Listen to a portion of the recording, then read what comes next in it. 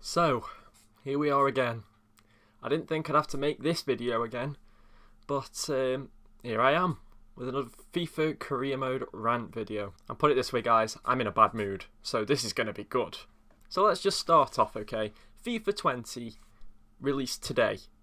The 27th of September, FIFA 20 officially released to everyone in the world. Of course, about a week ago, it released to everyone with EA access.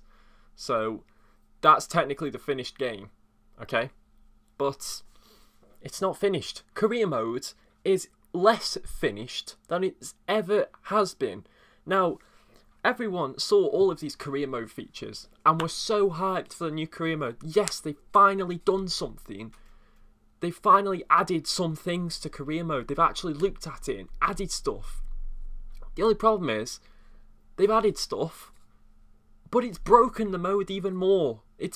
I've never known career mode be so broken in my life. And there's so many things I could wheel through here. Things like player morale is too sensitive with the stats.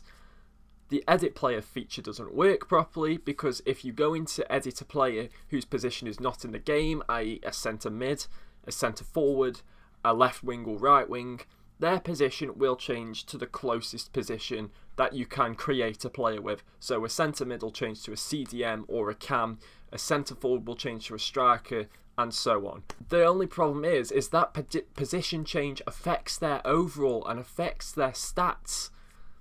And that's just not on. You should not be able to have to fear to go and edit a player because their position will change and change their overall for the worse, because that's what it's going to do.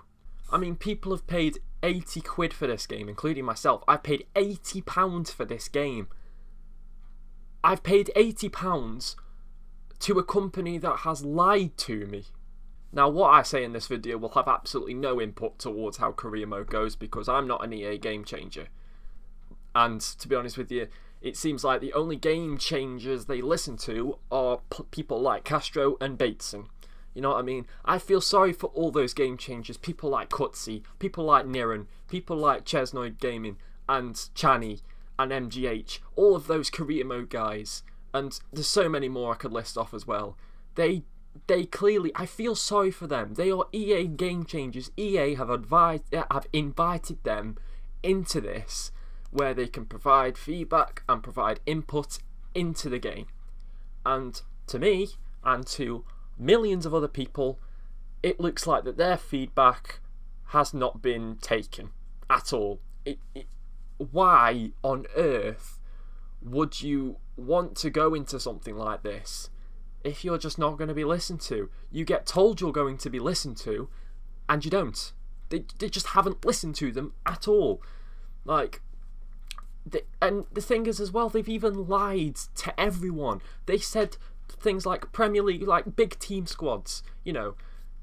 It's just ridiculous about the big team squads. The fact that, you know, in previous years, if you were like a promoted team or something like that and you'd face off against Man City, they play a weakened side. You know, they play a reserve side against you, and you don't want that. And they said that they'd change the algorithm for FIFA 20 where the opposition would not play a weakened squad against you. So what the hell is this then? And the thing is as well, this isn't a big, well, it is a big club obviously, but it's not a top 6 club. This is West Ham. This is West Ham. I don't know why the West Ham United score's on the left hand side of this picture, but this is West Ham. And look at the team that they've put out there. Let me zoom it in for myself so I can see the picture. I mean, Roberto in goal, okay, fair enough. He's not their first choice goalkeeper, but he's still a good goalkeeper. Balbuena, Ogbonna, okay, decent defence. But then look at the midfield and attack. They've got Afolayan up front. They've got Connor Coventry in midfield. I don't even know who Dew is or Powell. I don't know who any of these people are. And this isn't a top 6 club. This is West Ham. West Ham. I don't know who this guy was playing as, by the way. But it's West Ham. It's just... Here's another example of Manchester City. Okay, this is a top 6 club. But this is just ridiculous. I mean, why on earth would you put Scott Carson in goal for a start. For any team, he's crap anyway. Nah. But Cancelo, okay. Bernardo Silva, okay, fair enough. Like Angelino, okay. But then look at the defence. Garcia, Latibudiere, I think that's how you say his name anyway. Claudio Gomez, who seems to be in every single Man City squad you ever play against ever. Felix Nemecha, Aleix Garcia. Who the hell is Gary on the left-hand side? And Gonzalez up front. Who are these people? Who are they? And what have they done with the Manchester City squad? And here's another tweet I saw as well. And this is from a different perspective. This guy is playing as Dele Alli in a player career mode. And look at the team that Tottenham have put out.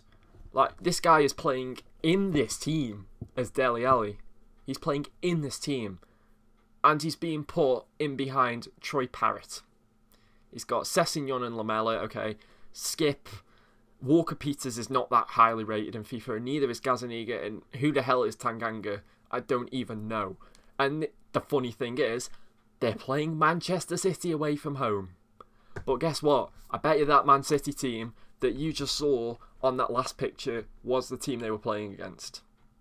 This is a tweet from a very respected YouTuber, Beamonus. Now, I like this guy's content. He's very funny. He's very good. FIFA 20 career mode review. 1.5 out of 10. 1.5. Borderline unplayable mess. I mean, really, you don't need to go into any more detail than that, mate, but whatever, you do you. New features are so poorly implemented that it destroys all the immersion that's fundamental to a franchise mode experience.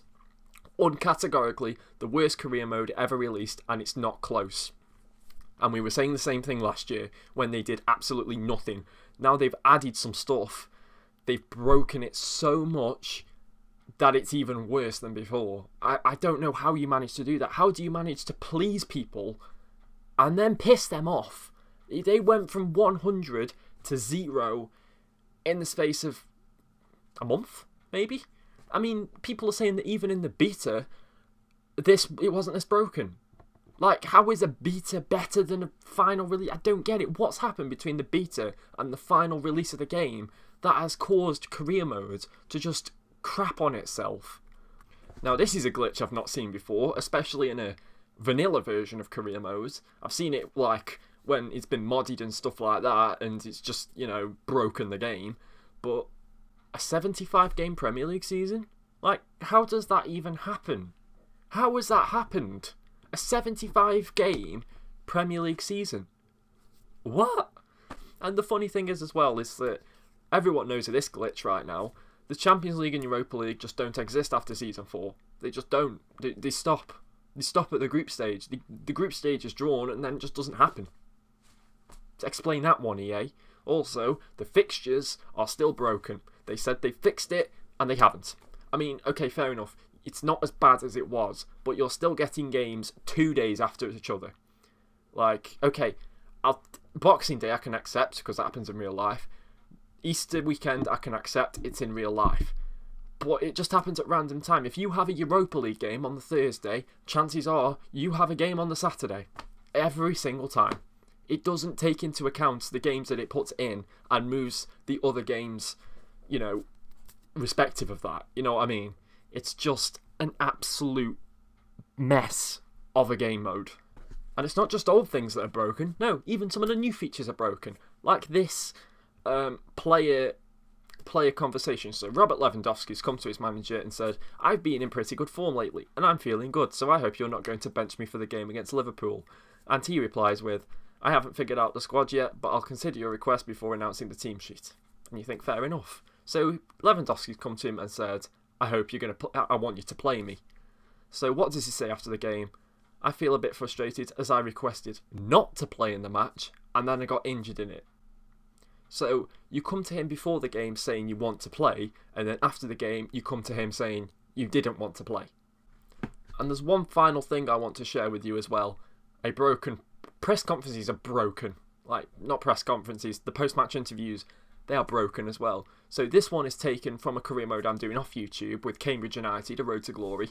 And the reporter has come to me and said, Cambridge United are currently unbeaten in League 2. Okay, fair enough. Now let me show you the table. Now, before you laugh that I'm bad at the game, I'm terrible at the game. But that question is that statement is ridiculous. You've just told me that we're unbeaten in League 2, yet we've won 2 games and lost that many. Like, what are you watching? Now, in the video I did last year, I posed the question, do EA care? And the hashtag has popped up, hashtag we thought you cared. I mean, that just about says it all. They clearly do not care about career mode, and eventually they're just trying to kill it off. And there's a tweet from me that sums this up perfectly. So, during the EA access period, the early EA access period, there was a patch update, there was an update to FIFA 20. And it fixed one bug in Volta. Oh, it fixed a game, it wasn't even a game-breaking bug in Volta. Career mode has more bugs than the game has game modes. And you have fixed one bug in Volta. That, I mean, if that doesn't show where EA's priorities lie, then I don't know what does. Anyway, that's the end of this video. I hope I got my thoughts across quite well there. And until next time, guys, peace.